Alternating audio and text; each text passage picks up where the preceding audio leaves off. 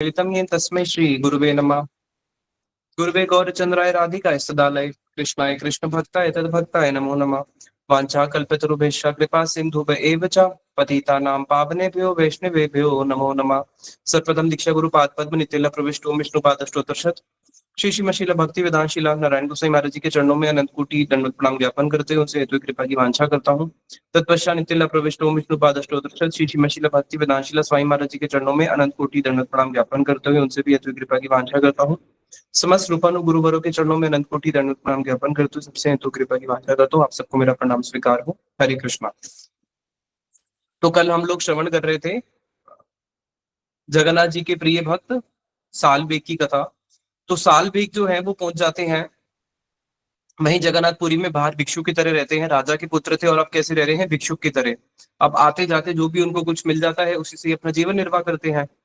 तो वहां पे उनके हृदय के अंदर जगन्नाथ जी के दर्शन की तीव्र लालसा जागी। क्यों? क्योंकि उन्होंने जगन्नाथ जी के बारे में अपनी मैया से तो बहुत कुछ सुना, और जगन्नाथ जी के बारे में सुन के जब उन्होंने जगन्नाथ जी का भजन गाना शुरू किया तो जगन्नाथ जी के भजन के फलस्वरूप उनका जो देह है, जो वो युद्ध में गए थे और युद्ध में जाने के कारण जो उनका जो देह है पूरा खत्म जैसा हो गया था, तो वह उनका देह जो है वापस के वापस स्वस्थ हो जाता है। तो अब उनकी तीव्र इच्छा जाग रही है कि मैं इन जगन्नाथ जी के दर्शन करना चाहता हूँ। लेकिन जगन्नाथ जी के दर्शन करने तो जा नहीं सकते, मुसलमान में है। लेकिन हाँ, रथ यात्रा तक इंतजार कर सकते हैं। चलो रथ यात्रा आएगी तब दर्शन हो जाएंगे, रथ यात्रा तक इंतजार करूं। लेकिन अब उनकी वीर्य वेदना इतनी बढ़ गई, इतनी बढ़ जाती है कि वो व्याकुल हो जाते हैं कि मुझे जगन्नाथ जी के दर्शन करने हैं। तो जब भक्त की ऐसी व्याकुलता बढ़ जाती है कि मुझे भगवान के दर्शन करने हैं, भगवत गीता का सेम श्लोक, ये यथामाम प्रपदन्ते, जैसे ही उसकी व्याकुलता बढ़ती है तो भगवान की भी व्याकुलता बढ़ जाती है कि मुझे इसको दर्शन देने हैं। तो वहीं पे क्या होता है, वहीं पे उन्होंने बड़ा सुंदर एक कीर्तन गाया, जिसको हमारी इंग्लिश गीति कुछ में भी, यद्यपि सारे संस्कृत और हिंदी सॉन्ग्स है लेकिन इसको इंट्रोड्यूस किया है वहां पे। ये जगन्नाथ जी का बहुत फेमस कीर्तन है, उड़ीसा के जो लोग हैं उसको जानते होंगे, जिसमें उन्होंने गाया, जग बंधु हे गोसाई, जग बंधु हे गोसाई, तुमा आशा ए चरण बिनु अन्य गति नाई। जग बंधु हे गोसाई, हे जग बंधु हे गोसाई, आप कौन है? पूरे जगत के बंधु हैं। तुम्भा आश्रय चरण बिनु आर गति नहीं, आपके चरणों के अलावा मेरी और कोई गति ही नहीं है।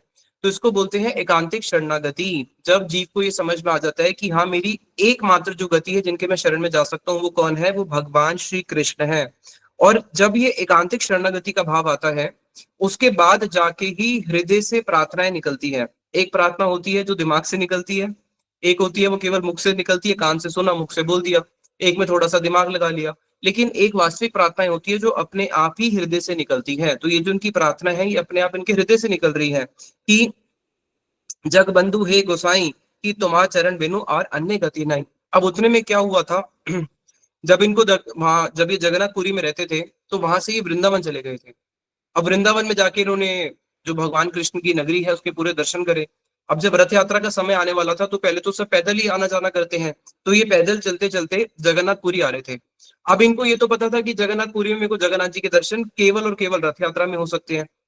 अब इनकी व्याकुलता बढ़ती जा रही थी। अब जब ये रास्ते में आ रहे हैं चलते हुए, तो अब ऐसा हुआ कि रथ यात्रा बिल्कुल पास आ गई और ये अभी बहुत दूर है, वृंदावन से बहुत दूर है, अभी तक वहां पहुंचे ही नहीं है।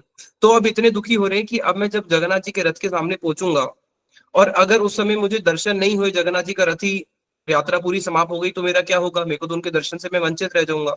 तो इन्होंने फिर आगे उसी कीर्तन में बोलते हैं, शतश पंचश काश, शतश पंचाश कोश चली ना पारी, कि मैं 750 कोस पीछे रुका हुआ हूं अभी, यानी कि 750 कोस मतलब 2000 किलोमीटर। तो इतना लंबा मैं कैसे चलते हुए आऊंगा? मोह जीव जाए नंदी घोषे तीहू थाई, अरे आप तो नंदी घोष के ऊपर बैठ चुके हो जो आपका रथ है, और बहुत जल्दी अब आपका रथ खींचते हुए गुंडीचा भी पहुंच जाएगा। लेकिन मैं इतना लंबा जो सफर है इसको मैं कैसे तय करूंगा? तब तक तो मैं पहुंचूंगा तो निश्चित रूप से मुझे तो आपके दर्शन होंगे नहीं। इसलिए वो भगवान को बोलते हैं, प्रभु जब तक मैं नहीं आता आप अपने रथ पे ही रुके रहो।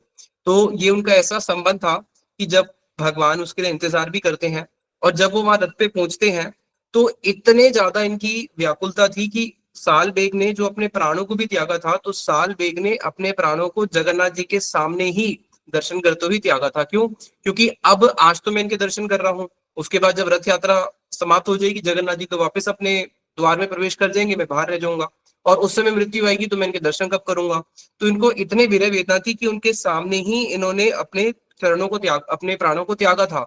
तो वहां पे यही सालबेग जब जगन्नाथ जी के सामने बैठे होते थे, मंदिर के सामने जो भक्त लोग आना जाना कर रहे हैं, वहीं पे जगन्नाथ जी का ऊपर सुदर्शन चक्र है, उसी को देख के प्रार्थनाएं करते थे। तो एक बारी यही जगन्नाथ जी साल बेग को दर्शन देने के लिए मंदिर के बाहर आ गए थे।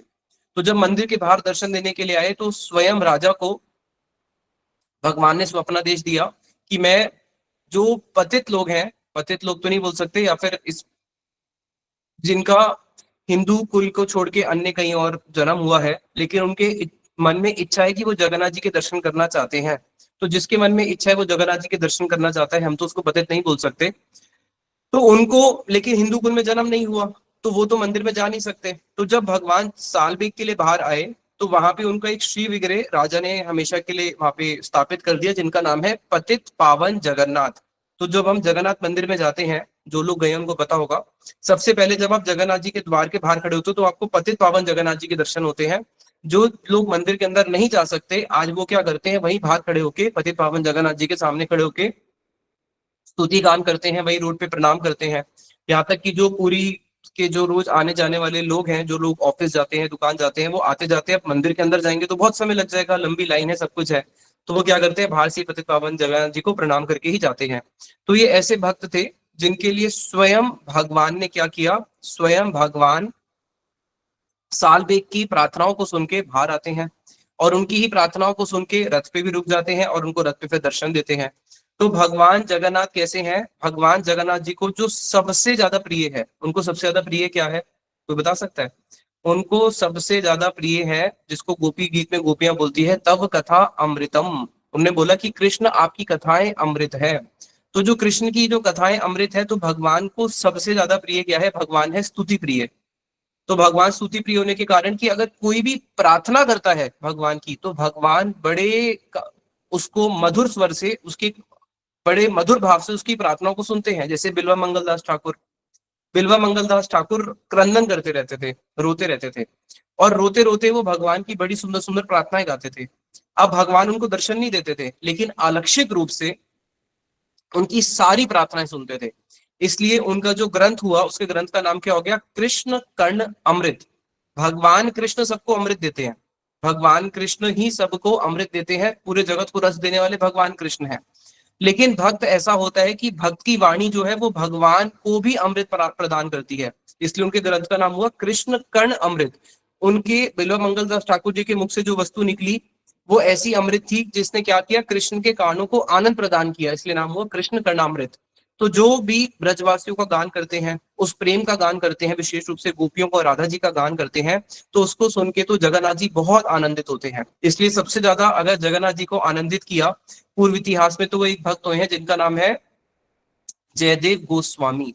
और जयदेव गोस्वामी इतने बड़े भक्त हुए, उन्होंने भगवान को कैसे रिझाया, अपनी गीत गोविंदम की रचना करके। जो उनका ग्रंथ है गीत गोविंदम, उस गीत गोविंदम के अंदर क्या है, गीत गोविंदम के अंदर सारा का सारा जो हमने डे 1 में सुना था, जो ब्रजवासियों की महिमा है, उसके अंदर भी जो गोपियों का जो प्रेम है कृष्ण के प्रति, और विशेष रूप से राधा जी का जो प्रेम है, उसी का ही वर्णन हुआ है।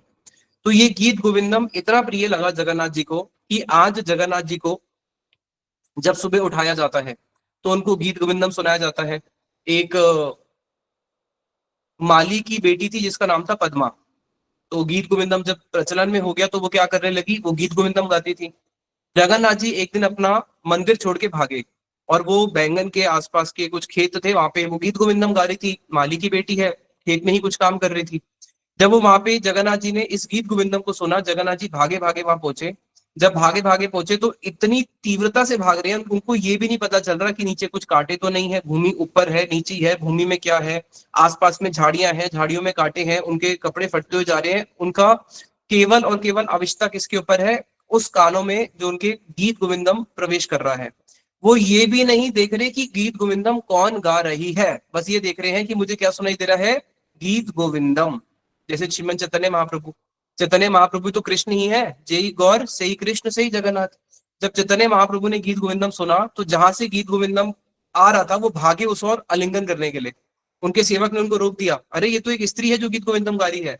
बोले अच्छा वो तुमने मुझे रोक दिया, नहीं तो आज मेरा संन्यास धर्म टूट जाता और मैं अपने प्राणों को ही त्याग देता। ये भी नहीं देखा कि कौन गा रहा है। तो ऐसी जो पद्मा गा रही थी, जगन्नाथ जी बस भागे गीत गोविंदम सुनने के लिए। तो वहां पे जब रात्रि को पूरा गीत गोविंदम सुन के वापस आए तो देखा अरे इनके तो पूरे कपड़े फटे हुए हैं। तो वहां पे पुजारी जो है उन्होंने राजा को बोला। राजा ने देखा हमारी सेवा में कोई दोष हुआ है, तो राजा जो है अनशन में बैठ गए। तो भगवान ने उनको बोला कि देखो राजा, ना तो इसमें तुम्हारा कोई दोष है, ना ही तुम्हारे कोई पुजारी जो है मेरे सेवक का दोष है। ये तो मैं उस गीत गोविंदम के बिना नहीं रह सकता, मेरी सेवा में गीत गोविंदम जो है उसका अभाव है, और मुझे जहां पे गीत गोविंदम मिलता है मैं भाग के चले जाता हूँ।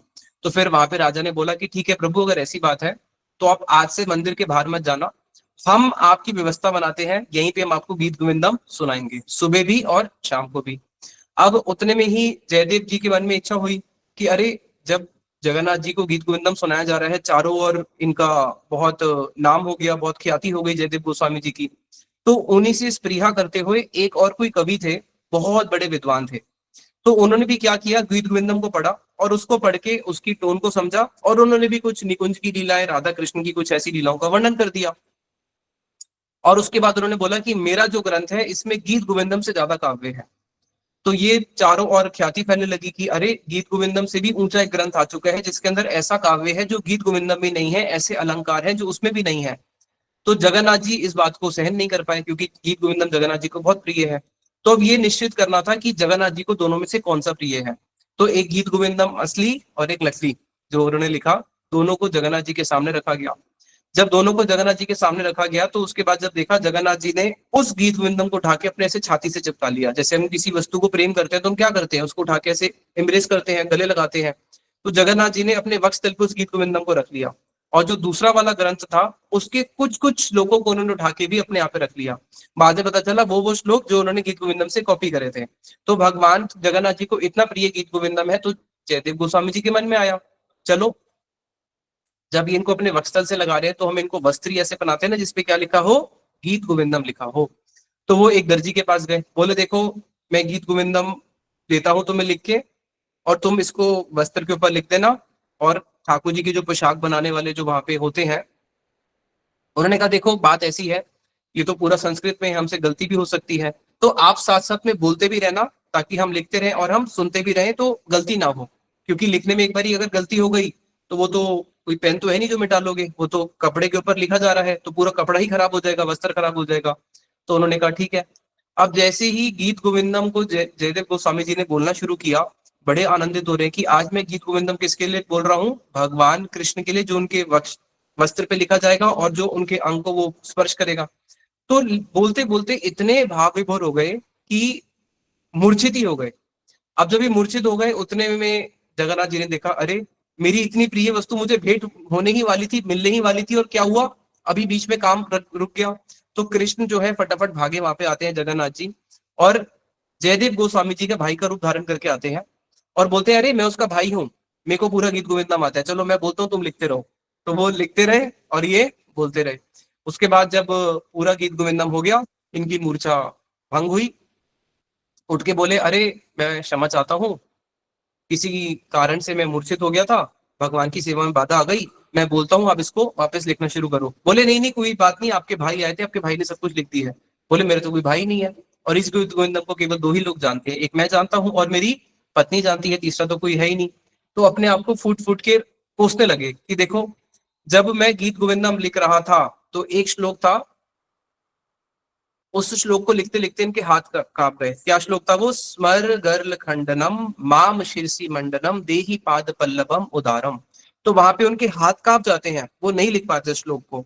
तो उसी श्लोक को लिखने के लिए भगवान कृष्ण आए थे। तब दर्शन किसने करे थे, उनकी पत्नी ने। बोले अब दोबारा से कृष्ण आए तो दर्शन किसने करे, दर्जी ने। तो मेरा कितना दुर्भाग्य है कि जब भी कृष्ण आते हैं मुझे ही दर्शन नहीं होते हैं।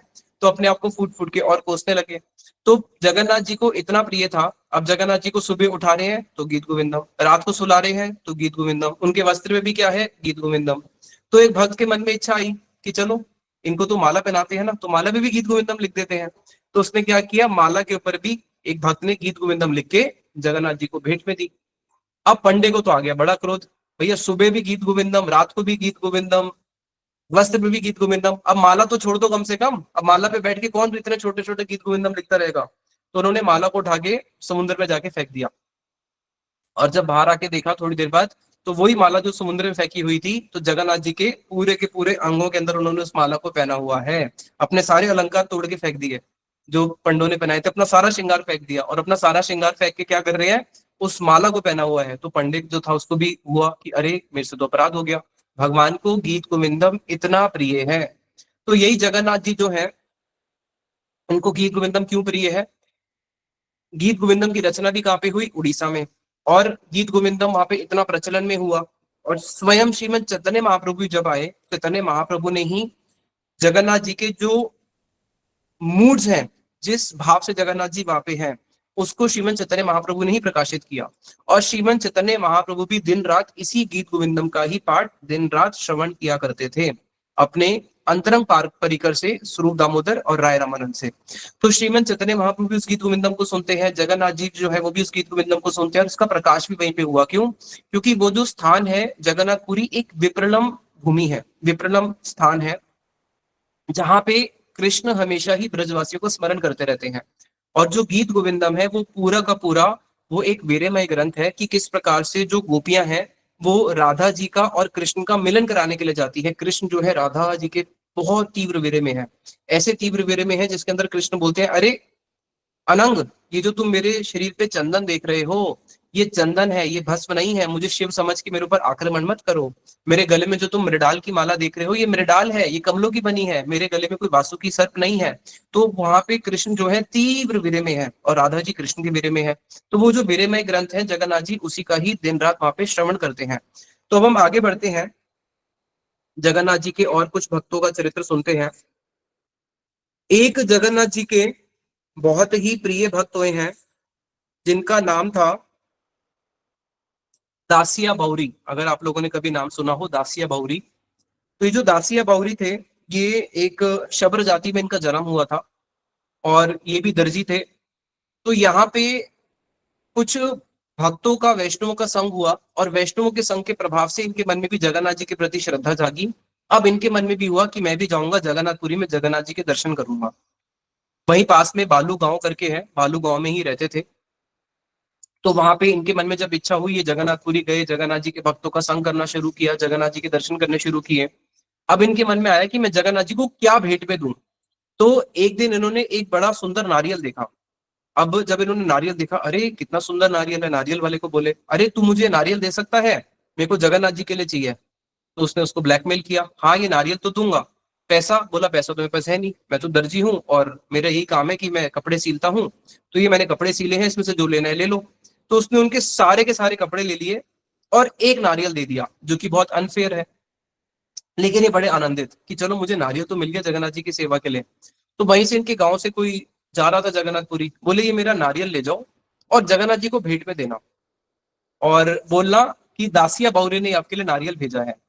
तो वो भी हंसने लगा, अरे भगवान को क्यों बोलने की बात है, वो कौन सा देखो जानते हैं, इतने वहां पे लाखों लोग आते हैं दर्शन करने। उसने बोला देखो ये बोलना कि दासिया बाबू ने भेजा है, और अगर वो खुद ले तो लेना, और नहीं ले तो वापस लाके मुझे दे देना, क्योंकि बहुत महंगा खरीदा है। तो वहां पे जो पंडित जो भी जा रहे थे, उन्होंने कहा पता नहीं क्या है। वो वहां पे पहुंचा, और अब इतनी बड़ी भीड़ है, अब इतनी बड़ी भीड़ में जगन्नाथ मंदिर में अगर आप जाओ तो अंदर जाना तो संभव ही नहीं है। अब अंदर जाओगे तो धक्के मुक्के लगेंगे, तो कई लोग होते हैं चलो पीछे से जहां से दर्शन होए कर लेते हैं। अरे अब इस नारियल को कहाँ अंदर लेके जाऊंगा, पता नहीं, और क्या मतलब इतनी भीड़ में कैसे जाना। तो उसने क्या किया, ऐसी हवा में, हाँ जगन्नाथ जी ये नारियल देख रहे हो ना, ये दासिया बाउरी ने भेजा है। उसने तो मजाक मजाक में बोल दिया, और उसको पता था भगवान ने तो आना नहीं है, इस नारियल को मैंने फेंक देना और मैंने अपना अंदर चले जाना है।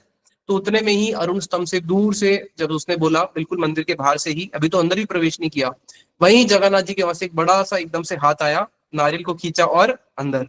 अब जब अंदर जाके देखा तो नारियल के केवल बाहर का जो वो होता है वो है, और अंदर का नारियल जगन्नाथ जी पहले ही सब ग्रहण कर चुके हैं। तो ये एक भक्त थे दासिया बाउरी। इसलिए अगर आज आप उड़ीसा जाओगे तो इनका जो गांव था, वहां पे आज सरकार ने भी बहुत बड़ा स्टैचू बनाया हुआ है अष्ट धातु का, जिसमें वो जगन्नाथ जी को ऐसे करके क्या कर रहे हैं, नारियल दिखा रहे हैं, और जगन्नाथ जी उसको ग्रहण कर रहे हैं। यही फिर जब जगन्नाथ जी के प्रति इनकी ऐसी भक्ति थी, एक बार इनकी पत्नी ने इनको चावल खाने को दिया, चावल के ऊपर साग डाल दिया। तो जैसे हम मठ में देखा होगा ना, चावल के ऊपर ऐसे साग डाल देते हैं, तो सफेद चावल और साग कैसा होता है, थोड़ा काला काला। तो ऐसे दो साग के ऐसे पड़े हुए थे, तो उसको देख के एकदम से उनको जगन्नाथ जी का स्मरण हो गया, और जगन्नाथ जी का स्मरण कर करके रोने लगे, अरे ये तो मेरे सामने जगन्नाथ जी ही आ गए। दिन रात हमेशा ही जगन्नाथ जी के भाव में डूबे रहते थे। जो भगवान के भक्त होते हैं उनकी स्थिति क्या होती है, स्थावर जंगम देखे ना देखे तार मूर्ति, सर्वत्र है तार निज इष्ट देव स्फूर्ति। कि अगर वो स्थावर और जंगम को भी देखते हैं, तो स्थावर और जंगम को देखने से उनको किसकी स्फूर्ति होती है, स्थावर और जंगम को देखने से भी उनको अपने इष्ट की स्फूर्ति होती है। उनको हर जगह पे केवल किसकी स्फूर्ति होती है, अपने ही इष्ट देव, अपने ही कृष्ण की स्फूर्ति होती है। दिन रात उनके भाव में डूबे रहते हैं। इसको बोलते हैं कृष्ण भक्ति रस भाविता मति। इन भक्तों की मति कैसी होती है, कृष्ण भक्ति में संपूर्ण रूप से भावित हो जाती है। भावित हो जाती है कैसे, ये आयुर्वेदिक टर्म है। जैसे मान लो आंवला है, अब आंवले को आपने क्या किया, आंवले को सुखा के आपने पाउडर कर दिया। अब वो जो पाउडर है, उस पाउडर को फिर आप क्या करोगे, आंवले का जूस बनाओगे। जूस बना के आंवले के पाउडर को उसमें डाल दिया। अब वो जो पाउडर था वो क्या करेगा, आंवले को और एक्सट्रैक्ट कर लेगा। अब उसको दोबारा सुखाया, दोबारा सुखाने के बाद फिर आपने क्या किया, फिर आंवले का जूस लिया, फिर उसमें डाल दिया, फिर उसके बाद दोबारा सुखाया, फिर उसके बाद ऐसे करते करते एक ऐसी सैचुरेशन स्टेज आ जाएगी कि अब उस पाउडर को अगर आप वापस आंवले के जूस में डालोगे, तो वहां से वो एक कण भी जूस का नहीं लेगा, वो पूरा का पूरा उसमें जूस आ चुका है। आंवले के पाउडर में ही आंवले का जूस पूरा अंदर आ चुका है, कंसेंट्रेट हो चुका है। तो उसी को बोलते हैं भाविता। तो जिसकी मति ऐसी संपूर्ण रूप से कृष्ण में विभावित हो जाती है, ऐसे जो भक्त होते हैं उन्हीं को ही भगवान के साथ ऐसे दर्शन होते हैं, और उन्हीं के साथ ही भगवान का सेवा का ऐसा आदान प्रदान होता है। भगवान उनको खुद आके बोलते हैं। गुंडीचा रानी, उसके मन में इच्छा जाग गई, अरे जब जगन्नाथ जी का श्रृंगार दर्शन करने गई, तो जगन्नाथ जी का बड़ा सुंदर श्रृंगार, बड़ा श्रृंगार रात के समय जब जगन्नाथ जी का श्रृंगार होता है उसको बोलते हैं बड़ा श्रृंगार। वहां पे एक बार हम जगन्नाथपुरी पहुंचे, वो दर्शन बंद थे, 10 बजे का टाइम था। मैंने कहा 10 बजे कौन से दर्शन बंद होते हैं रात को, भोग लग रहा है क्या, बोले भोग नहीं लग रहा। हमने कहा आरती हो रही है, बोले आरती भी नहीं हो रही। मैंने कहा सो गए, बोले सोए भी नहीं है। तो मंदिर में यही होता है, या तो सो जाते हैं तो पट बंद हो जाते हैं, भोग होते हैं तो बंद होते हैं, या फिर आरती के बाद कुछ समय के लिए बंद करते हैं कि अभी आरती की तैयारी कर रहे हैं, आरती होगी तो पट खुलेगा। मैंने कहा फिर क्या हो रहा है, बोले भी जगन्नाथ जी की शेव हो रही है। तो हमने कहा अच्छा, जगन्नाथ जी की शेव भी होती है यहाँ पे, बोले हाँ, यहाँ पे जगन्नाथ जी के बहुत सारे नाई हैं जिनका काम है कि रोज आके जगन्नाथ जी की क्या करेंगे, शेव करेंगे।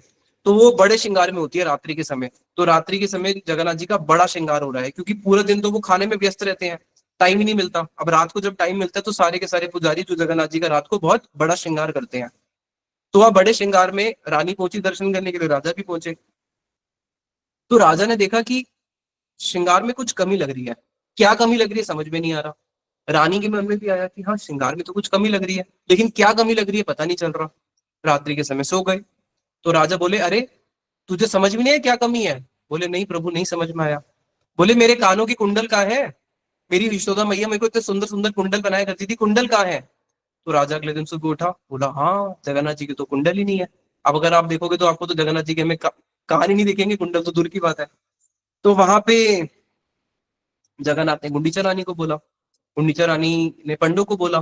तो जब वहां पे गए तो पंडे बोले अरे कुंडल कैसे बनाए, कुंडल के लिए तो छेद होना चाहिए। अब जो जगन्नाथ जी का इतना बड़ा जो विग्रह है, वो जो पूरा दारू ब्रह्म का बना है, तो कोई विग्रह में छेद छोड़ना कर सकता है। तो रानी बड़ी दुखी हुई, इतना सुंदर वो कुंडल लेके गई थी। राजा को सपनादेश हुआ था, रानी कुंडल लेके गई, अब कुंडल बनाए तो बनाए कैसे। तो रानी बड़ी दुखी होके आ गई। तो जगन्नाथ जी बोले अरे जब मैं छोटा था यशोदा मैया ने मेरा कर्ण भेद संस्कार किया था, तो मेरे अच्छे से पास में आके देखो मेरे यहाँ पे छेद है, और आके मुझे कुंडल पहनाओ। तो रानी ने फिर अगले जो वहां का पंडा था बोला कि नहीं देखो इनके यहाँ पे कुंडल, अच्छे से पास से जाके देखो। तो पास से जाके देखा तो उनकी कर्ण में छेद था, और उन्होंने फिर कुंडल पहनाए। तो जगन्नाथ जी जो है अपने ही भक्तों से क्या करते हैं, अपने ही भक्तों से अपनी सेवाएं मांगते हैं। क्यों, क्योंकि उनके साथ उनका प्रदान, सेवा का आदान प्रदान है। सारी दुनिया भगवान के पास जाती है, किस लिए, अगर आपने इस जगत के भी कीर्तन सुने हो, भौतिक कीर्तन, झोलियां भर दो कि हम भगवान अपनी झोली भरवाने आए हैं।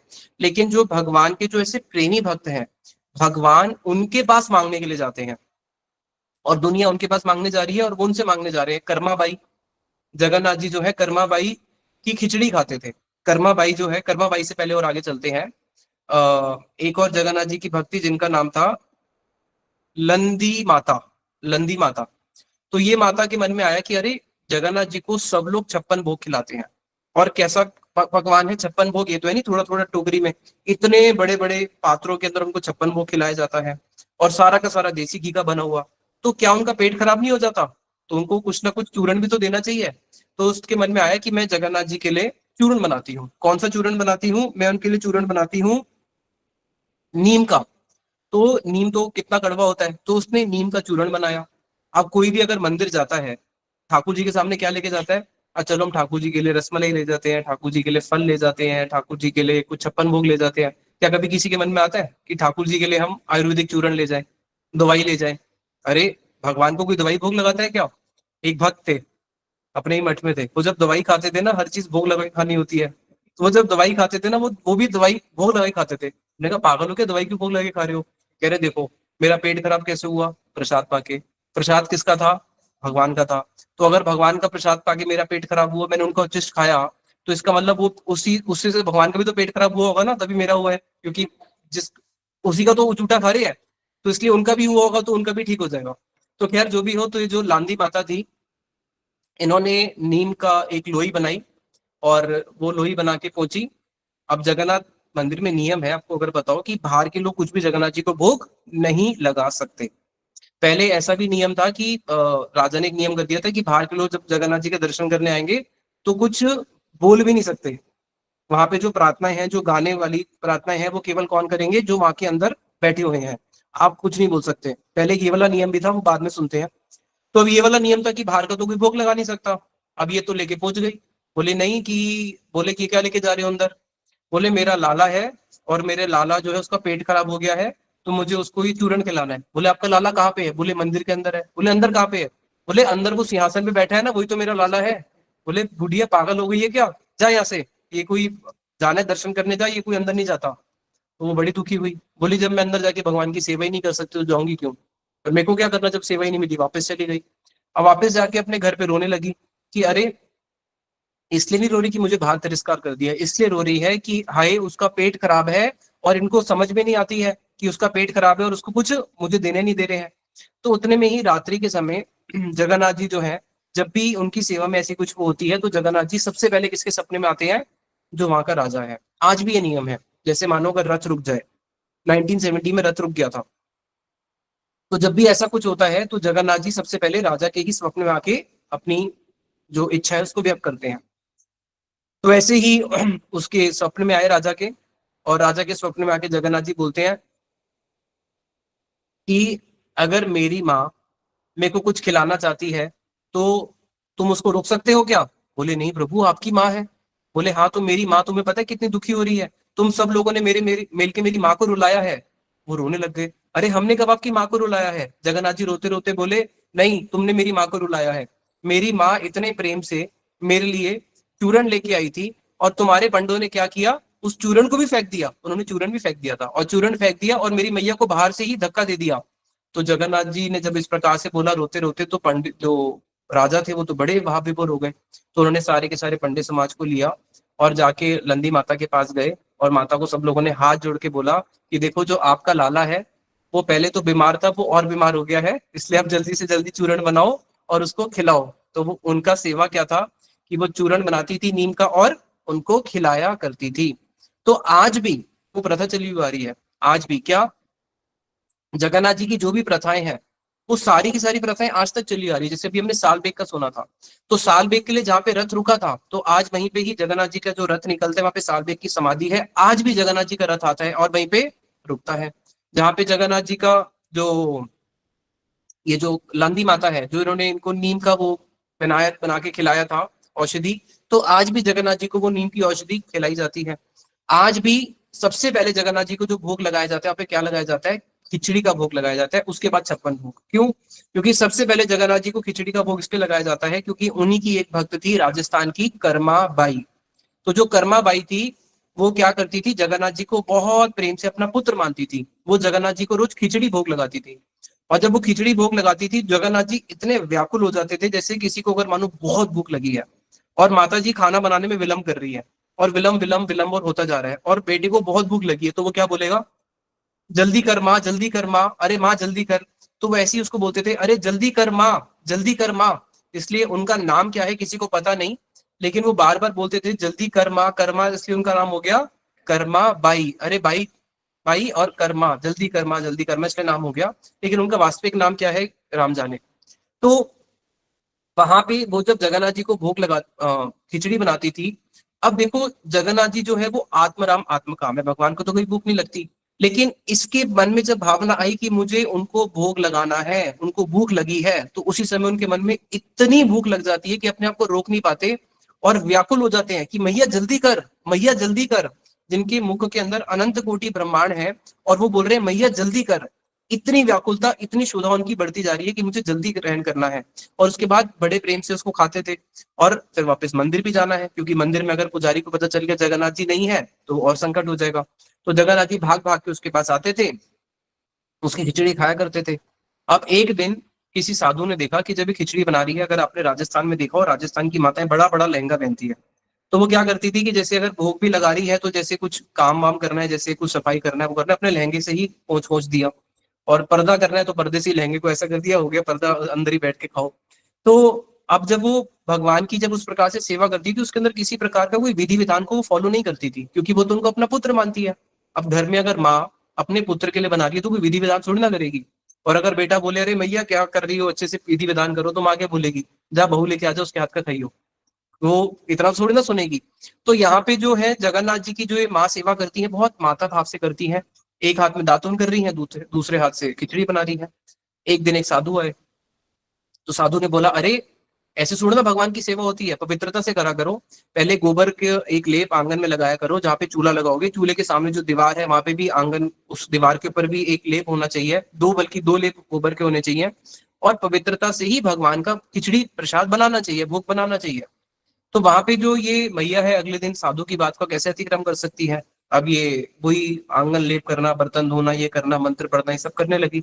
अब उतने में ही क्या हुआ, जगन्नाथ जी की तो भूख बढ़ती जा रही है। अब जगन्नाथ जी को क्रोध आ रहा है। किस पे क्रोध आ रहा है, उस साधु पे। और उस साधु के स्वप्न में जाके बोले मेरी माँ मेरे को रोज जल्दी जल्दी भोजन कराया करती थी, और तेरे चक्कर में आज मुझे कितना समय विलंब करना पड़ रहा है, मैं भूखा बैठा हुआ हूँ, और तेरे कारण से आज मेरे को भोजन नहीं मिल रहा है। तो साधु तो डर गया, भागा भागा आया और कर्मा भाई के चरणों में लेट गया।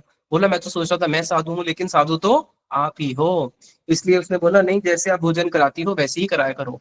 तो कर्मा बाई की खिचड़ी जगन्नाथ जी इतने प्रेम भाव से खाते थे, इतने प्रेम भाव से, कि जिस दिन कर्मा बाई का देहांत हुआ उस दिन जगन्नाथ जी ने कोई भी भोग ग्रहण नहीं किया, और केवल मंदिर के अंदर गंगा और यमुना धारा उनके नेत्रों से बहने लगी। और राजा को लगा हमसे कुछ अपराध हो गया है। तो भगवान ने राजा को बोला नहीं राजा, तुझसे कोई अपराध नहीं हुआ, आज मेरी मैया मुझे छोड़ के चली गई है। तो अगर किसी की मैया उसको छोड़ के चले जाए वो कितना दुखी होता होगा।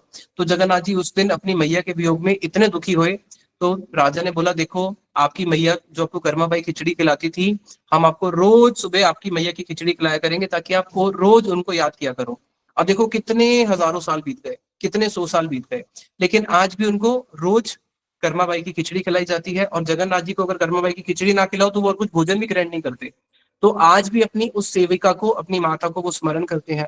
तो जगन्नाथ जी कैसे हैं, अल्प सेवा बहु करी मानी, वो छोटी सी सेवा को भी बहुत बड़ा मान लेते हैं। और अगर कोई उनका सेवक बहुत बड़ा अपराध कर दे तो उसको कैसे मानते हैं, छोटा सा मानते हैं। और इस जगत में इसका उल्टा लगा लो, इस जगत में आप किसी की बहुत बड़ी सेवा कर दो, वो क्या बोलेगा, आपने मेरे लिए किया ही क्या है, आपने तो बस मेरे लिए इतना सा किया है। और अगर आप पूरा जीवन उसकी अच्छी सी सेवा करी आपने, और आपने एक अपराध कर दिया, एक, केवल एक, पूरा जीवन वो आपकी सेवा को भूल जाएगा और एक अपराध याद रखेगा, क्या, कि तूने मेरे साथ ऐसा किया था। क्या अच्छा किया था वो किसी को याद नहीं रहेगा, तूने मेरे साथ ऐसा किया था। तो ये जगत का स्वार्थमय संबंध है, जहां पे हम उसका पूर्व इतिहास सारा का सारा भूल जाते हैं, अच्छा और बुरा केवल एक याद रखते हैं। लेकिन जगन्नाथ जी के सेवक कैसे हैं, जगन्नाथ जी और उनके सेवकों का ऐसा संबंध है कि अगर कोई जगन्नाथ जी के सेवक के बारे में कुछ बोले तो जगन्नाथ जी को वही गुस्सा आ जाता है। यहाँ तक कि एक बारी पुंडरीक विद्यानिधि गदाधर पंडित के पिता, यानी कि कृष्ण लीला में जो श्रीमती राधा रानी है, उनके पिता वृषभानु महाराज पुंडरीक विद्यानिधि जगन्नाथ जी के दर्शन करने गए। जब जगन्नाथ जी के दर्शन करने गए तो जगन्नाथ जी को उस दिन जो वस्त्र बना रहे थे बिल्कुल नए वस्त्र थे। अगर आपने कभी नए वस्त्र देखे हो, जो पहले के जो हाथ से जो वस्त्र बनाए जाते थे उसको मांड में डाला जाता था। तो वस्त्रों के अंदर मांड होता था, इसलिए उसको पहले पानी में डालना पड़ता है, फिर उसमें से मांड निकलता है। अगर आप आज भी कोई खादी की नई धोती लेके आओगे तो उसको पहले पानी में डाल के रखना पड़ता है, 2 दिन 3 दिन, उसमें से मांड निकल जाता है, फिर उसको हम इस्तेमाल में लेते हैं। तो वहां पे देखा कि ये तो जगन्नाथ जी को अपवित्र है, मांड युक्त वस्त्र पहना रहे हैं, तो उनको उनके सेवक के प्रति थोड़ा सा रोष टाइप हो गया कि अरे ये कैसे सेवक है, जगन्नाथ जी की कैसी सेवा करते हैं। तो उतने में क्या हुआ, रात्रि के समय जगन्नाथ जी आए उसके स्वप्न में पुंडरीक विद्यानिधि के साथ में, अपने दाऊ जी बलराम जी को भी लेके आए। तो जगन्नाथ जी दाएं और खड़े हो गए, बलराम जी बाएं और खड़े हो गए। दोनों ने उनको उठाया। अब उठ के उसको दाएं को देखे जगन्नाथ जी को, तो यहाँ से जगन्नाथ जी थप्पड़ मारे। उठ के उधर बाएं बलराम जी को देखे तो बलराम जी गुस्से में वो यहाँ पे मुक्का मारे।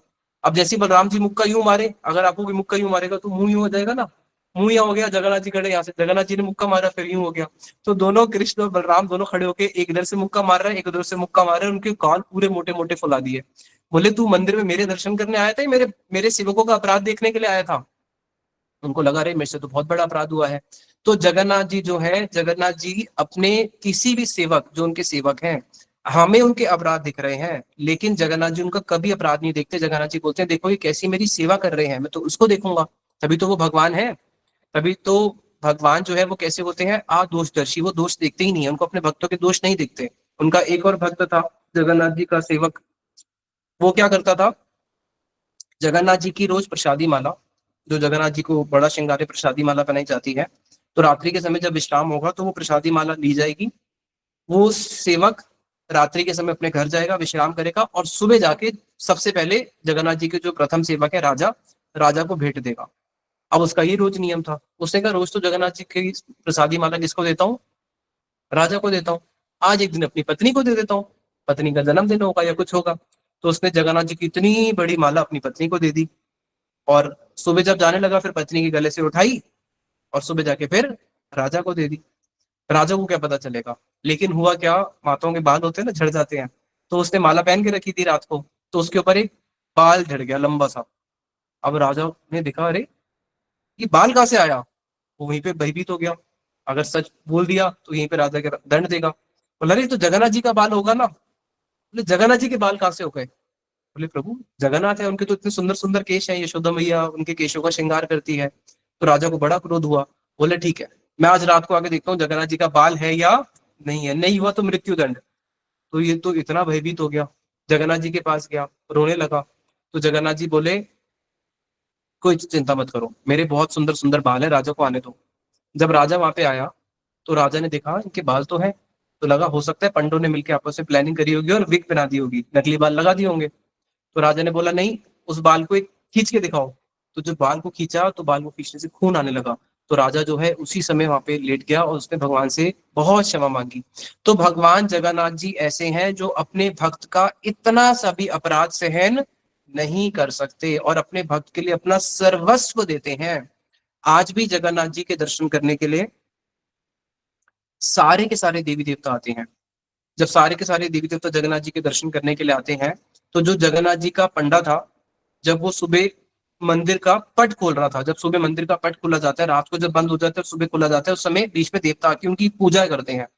तो जब पट खोल रहा था वो उतने में ही क्या हुआ, जब सारे देवता भाग के जा रहे थे तो एक देवी थी, वो देवी जब भाग के जा रही थी, उस देवी का चरण इस पंडे के चरण के ऊपर पड़ गया, क्योंकि मंदिर को जब खोलते हैं तो पहले ठाकुर जी को लेट के दंडवत प्रणाम करते हैं, फिर पट खोला जाता है। तो वो प्रणाम ही करा हुआ था, उतने में उसका जब चरण पड़ गया, तो देवी है कितनी भारी होगी, तो उसी समय उसका जो पैर है वहीं पे पूरी उसकी हड्डी टूट जाती है। अब ये बड़ा दुखी, उसको समझ में नहीं आ रही हुआ क्या है। अब अगले दिन वही हुआ, रात्रि के समय जब सारे देवता दर्शन करने आए तो जगन्नाथ जी ने अपने दर्शन उनको नहीं दिए। बोले नहीं, आज मैं किसी भी देवता को दर्शन नहीं दूंगा। बोले क्या अपराध हो गया? बोले मेरे भक्त के चरणों में इस देवी ने अपराध किया है। तो देवी को बोला क्या करे? बोले जाओ उससे क्षमा मांगो और उसकी सेवा करो।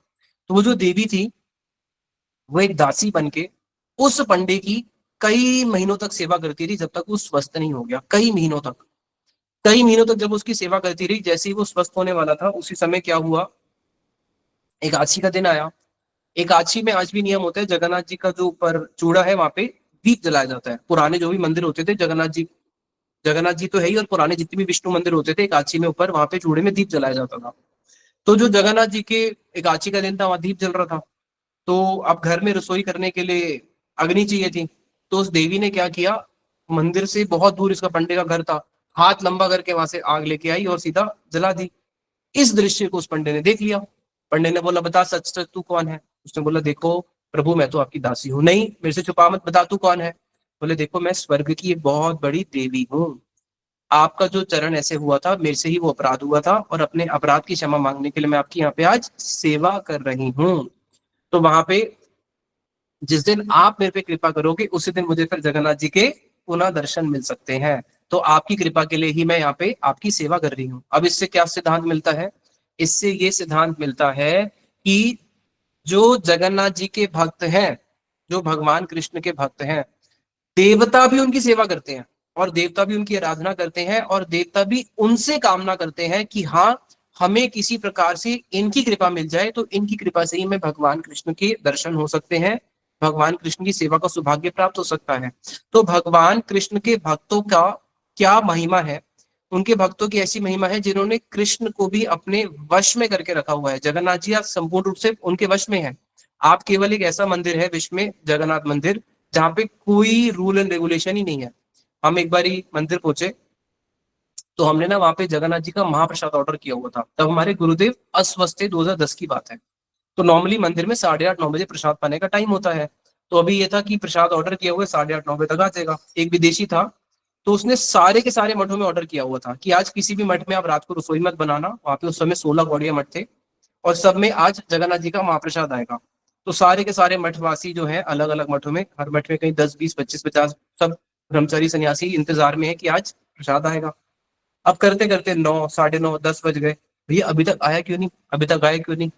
तो मुझे बोला कि जाओ एक बारी देख के आओ, अभी तक प्रसाद क्यों नहीं आया? तो जब मैं वहां गया मैंने कहा अभी तक प्रसाद क्यों नहीं आया? बोले अभी रसोई नहीं बनी है। 10 बज के अभी तक रसोई नहीं बनी, क्यों नहीं बनी? बोले कि आज ना पंडों में लड़ाई हो गई है, तो इसलिए अभी जगन्नाथ जी भूखे बैठे, रसोई ही नहीं बनी। मैंने कहा अच्छा कितने बजे बनेगी? बोले हमें नहीं पता। वहां पे आप जाके पूछो सुबह मंगल आरती कितने बजे होती है? बोले हमें नहीं पता। कोई टाइम का फिक्स ही नहीं है। क्यों? जैसे भक्त उठाते हैं वैसे वो उठ जाते हैं, जैसे भक्त सुलाते हैं वैसे वो सो जाते हैं, जैसे भक्त खिलाते हैं वैसे वो खा लेते हैं। वो संपूर्ण रूप से अपने भक्त के वश में है। 99 नहीं, 100% संपूर्ण रूप से वो अपने भक्त के वश में है। तो वहां पे उस दिन रात को प्रसाद आया 11:30, पौने 12 बजे जाके, 12 बजे तक प्रसाद आया। तो इसलिए उसके बाद हमें समझ में आ गया कि कभी भी किसी और मठ में अगर जगन्नाथ जी का प्रसाद कराना हो तो उनको पहले ही बोलना पड़ता है कि देखो भैया टाइम कुछ भी हो सकता है आगे और पीछे। तो ये जो जगन्नाथ जी है, इन्हीं के एक और, क्योंकि अभी हमारा समय हो चुका है, एक बड़ी और बड़े सुंदर भक्त है, उनकी कथा सुनकर विश्राम देंगे। दीन कृष्ण दास, इन्होंने बड़े सुंदर सुंदर जगन्नाथ जी की काव्य लिखे हैं, और बड़े सुंदर इन्होंने रस ग्रंथ भी लिखे हैं, रस कुल्लाल, जिसके अंदर उन्होंने राधा कृष्ण की लीलाओं का वर्णन किया है।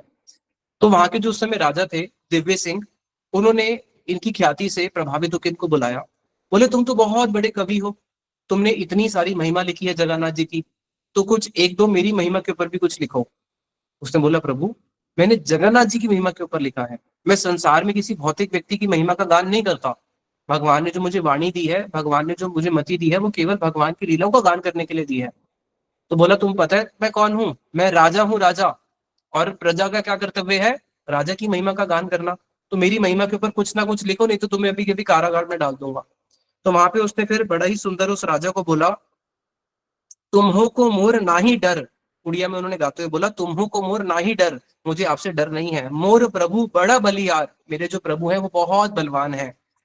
और जगते सृष्टि जान नहीं मीत मुहे आर कौन ना बोले, कि अगर पूरा का पूरा सृष्टि भी विनाश हो जाए, तुम मुझे भय दिखा रहे हो, पूरी सृष्टि भी विनाश हो जाए, तुम एक राजा हो, तुम्हारे जैसे सारे के सारे राजा आके भी मेरा कुछ नहीं बिगाड़ सकते, क्योंकि मेरे नाथ कौन है? जगन्नाथ है, इसलिए मुझे तुम्हारा कोई भय नहीं है। अच्छा भय नहीं है, इसको डाल दो कारागार में, इसको पता चलेगा भय क्या होता है। कारागार में डाल दिया। अब जब कारागार में डाल दिया, वो तो भगवान के भक्त हैं, भगवान का ही गाना गाते रहते हैं, तो वहां पे वो बैठ के जगन्नाथ जी का गान गाने लगे। जय जय जगन्नाथ नीलगिरिपति, अभिनव जलधर सुंदर मूर्ति। जय जय जगन्नाथ नीलगिरिपति, हे जगन्नाथ नीलगिरिपति, आपका कैसा सुंदर जलधर रूप है, और कितना सुंदर आपका स्वरूप है, और आपकी सुंदर सुंदर लीलाएं भी है।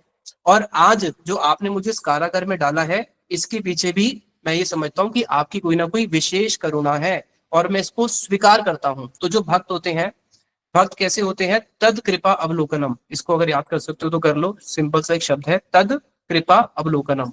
इसका अर्थ है हर वस्तु में भगवान की कृपा देखना। ये साधन भक्ति के 64 अंग में से एक अंग है। क्या? तद कृपा अवलोकनम। तो जो हर वस्तु के अंदर भगवान की कृपा देखता है, अरे वाह भगवान ने मेरे पे क्या कृपा करी, ये भक्त देखेगा। और दूसरा, देखो क्या भगवान है, मैंने भगवान का इतना भजन किया, इतना वो किया, यही दिन देखने के लिए मैंने भगवान का भजन किया था। उससे अच्छा तो मैं भगवान का भजन ही ना करता, या भगवान का भजन ही ना करती, भगवान तो बड़े निष्ठुर है। ये होते हैं अभक्त। और भक्त होते हैं हर प्रतिकूल से प्रतिकूल स्थिति में भी, अरे वाह क्या भगवान ने कृपा करी, अरे वाह प्रभु ये तो आपकी कृपा है कि आपने जेल में डाल दिया। अब जेल में डाल दिया तो जेल में तो कोई विशेष अंग होगा ही नहीं। अब केवल क्या होगा? केवल भगवान का नामगानी करेंगे। हमारे एक भक्त थे, किसी कारण से फॉल्स एलिगेशन के कारण उनको जेल हो गई।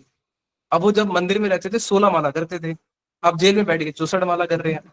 जब वो वहां पे बुक स्टोर मैनेज करते थे तो उन्होंने कभी कोई ग्रंथ नहीं पढ़े थे, केवल किताब बेचते थे। अब वहाँ किताब तो बेच नहीं सकते। अब वो वहां पे बैठ के उन्होंने गुरुदेव के सारे ग्रंथ पढ़ लिए 6 महीने में। तो हमारे एक भक्त उनसे मिलने के लिए गए, बोले भगवान ने उनपे क्या कृपा करी है, पहले 16 माला करते थे अब जेल में 64 कर रहे हैं।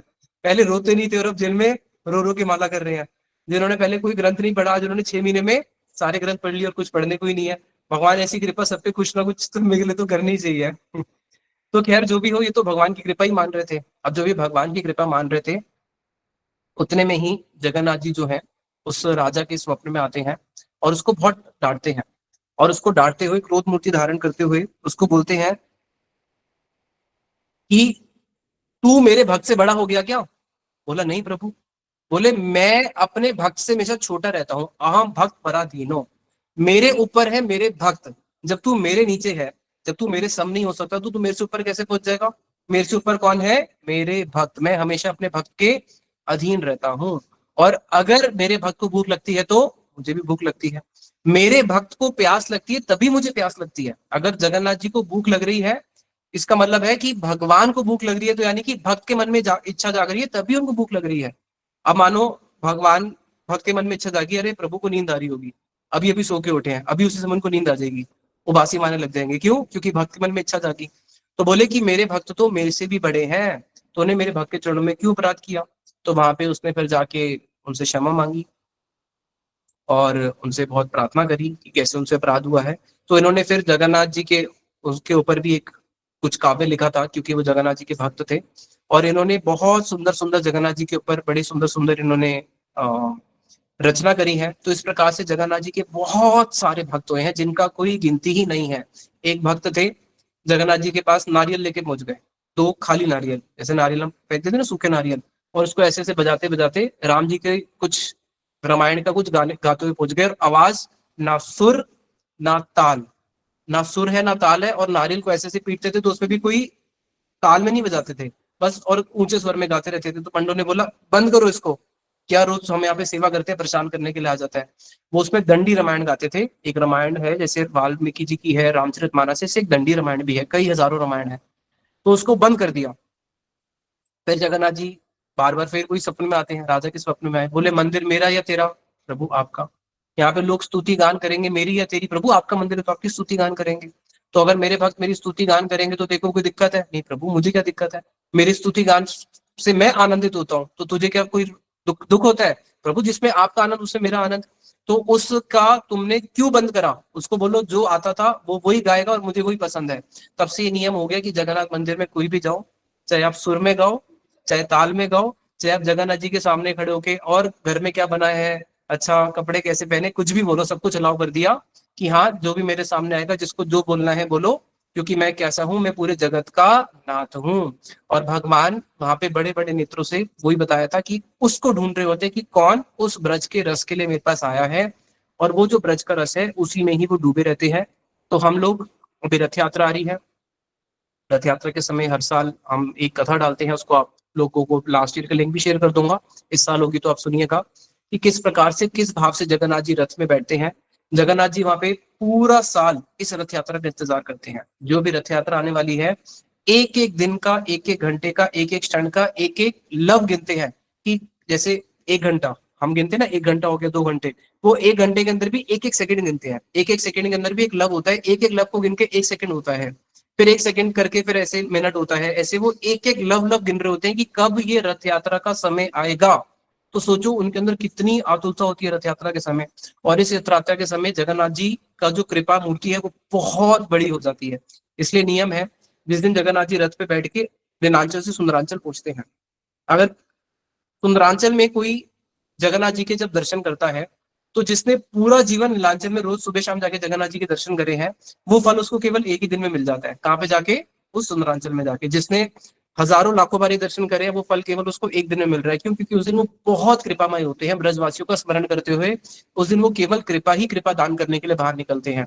तो ऐसी रथ यात्रा में अगर आप लोग आ सकते हैं तो बहुत अच्छा है, अगर नहीं आ सकते तो घर बैठे ही जगन्नाथ जी की रथ यात्रा में आप लोग भाग लेना। और कल से हमारा जो रात्रि का क्लास है, ये हमारी रात्रि क्लास रोज होती है। बीच बीच में हर महीने कुछ ना कुछ वेबिनार होते हैं। और वैसे हमारी डेली क्लास चलती है, जिसमें हमारे श्यामानंद प्रभु हैं, वो क्लास लेते हैं, अनिरुद्ध प्रभु हैं, और भी कुछ भक्त लोग हैं जो आते हैं क्लासेस लेने के लिए। तो आपके पास ग्रुप में डेली क्लास का लिंक आता रहेगा। आप भगवान की कथाओं को सुनते रहो। 24 घंटे में से 23 घंटे तो आप संसार में देते ही हो, 1 घंटा केवल इसको दे दो। बाद में पता चलेगा कि वो 23 घंटे तो आपके व्यर्थ गए थे, ये 1 घंटा ही सार्थक हुआ था। तो इसलिए 1 घंटा जो आपका जीवन जो सार्थक करेगा, ये 1 घंटा ही पूरा जीवन सार्थक कर देगा। तो इसलिए आप रोज रात्रि के समय इसको सुनिए। और हमारी रोज सुबह 5 से 6 चैंटिंग क्लास होती है, जिसको भी हम लोगों ने नए लोगों को भी इनवाइट किया है, ताकि वो लोग भी ज्वाइन करें फॉर द डिपार्टेड सोल्स जिनका इतनी दुर्दनाक घटना हुई है ऐसी। तो आप लोगों को वो लिंक भी शेयर कर दिया जाएगा। आप सुबह 5 से 6 में उस चैंटिंग क्लास को भी ज्वाइन कर सकते हैं। निताई गौर प्रेमानंदे, हरि हरि बोल।